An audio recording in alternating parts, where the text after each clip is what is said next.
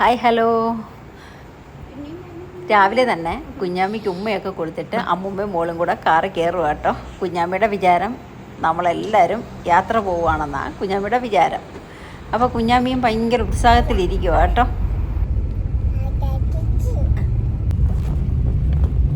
ഒന്ന് ചിറ്റേ കുഞ്ഞാമ്മി, ഒരു ഹായ് പറ.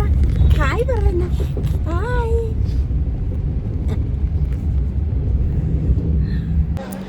ആലുവ റെയിൽവേ സ്റ്റേഷനിലേക്കാണ് പോകുന്നത് കേട്ടോ.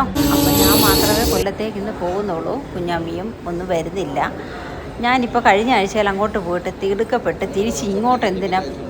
അങ്ങനെ നമ്മുടെ ട്രെയിനിൻ്റെ സമയമായി. ഇപ്പം 10:20 അപ്പം നമ്മുടെ ട്രെയിൻ വരാറായി കേട്ടോ. ഇനി വിശേഷം പറയട്ടെ.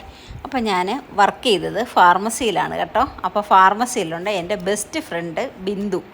അപ്പോൾ ബിന്ദുവിൻ്റെ മോളുടെ കല്യാണമാണ് കേട്ടോ. അപ്പോൾ എൻഗേജ്മെൻറ്റ് പറഞ്ഞിട്ട് എനിക്ക് പോകാൻ പറ്റിയില്ല, കാരണം ഞാൻ എറണാകുളത്തായിരുന്നു. അപ്പം എനിക്ക് പോകാൻ പറ്റിയില്ല. അപ്പം കല്യാണത്തിന് എന്തായാലും എനിക്ക് പോകണം. അങ്ങനെ ഞാൻ കഴിഞ്ഞ ആഴ്ച പോയിട്ട് ഞാൻ തിടുക്കപ്പെട്ട് പെട്ടെന്ന് വന്നത് ഈ കല്യാണം കൂടാൻ വേണ്ടിയിട്ടാണ് കേട്ടോ. ഇത് സിന്ധു ചേച്ചിയാണ്. അപ്പോൾ ഞങ്ങളുടെ ഫാർമസിയിൽ വർക്ക് ചെയ്ത് എല്ലാവരെയും എനിക്ക് കിട്ടിയില്ല. ബാക്കി ഉള്ള ഫോട്ടോ ഞാൻ ഇട്ടിട്ടുണ്ട്. ഇതൊക്കെ എൻ്റെ ഫ്രണ്ട്സാണ് കേട്ടോ. ചില കൂട്ടുകാർ നമുക്ക് ഭയങ്കര ബെസ്റ്റാണ് കാര്യം. അങ്ങനെയാണത്.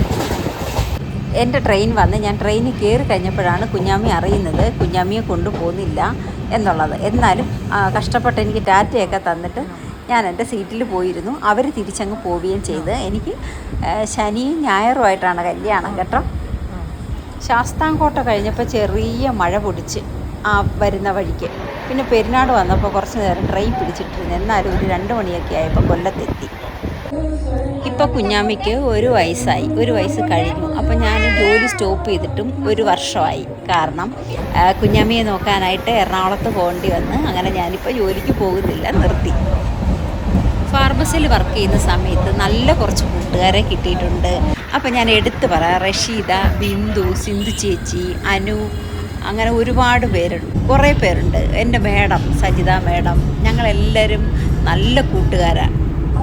എടുത്തു പറയാൻ ശ്രീദേവി, ജയചേച്ചി, സിന്ധു, പിന്നെ ലക്ഷ്മി, സിബി, കവിത, വൈഷു, ഇവരൊക്കെ എൻ്റെ അതൊക്കെ അനിയത്തിമാരാണ് കേട്ടോ. ജയചേച്ചിയല്ല, അവരൊക്കെ അനിയത്തിമാരാണ്.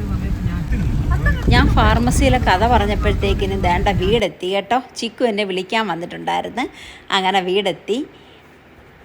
ഇന്നത്തെ വിശേഷം ഇത്രയേ ഉള്ളൂ. വീഡിയോ ഇഷ്ടപ്പെട്ടെങ്കിൽ ഒന്ന് ലൈക്കും ഒന്ന് സബ്സ്ക്രൈബും ചെയ്തേക്കണേ. ബൈ.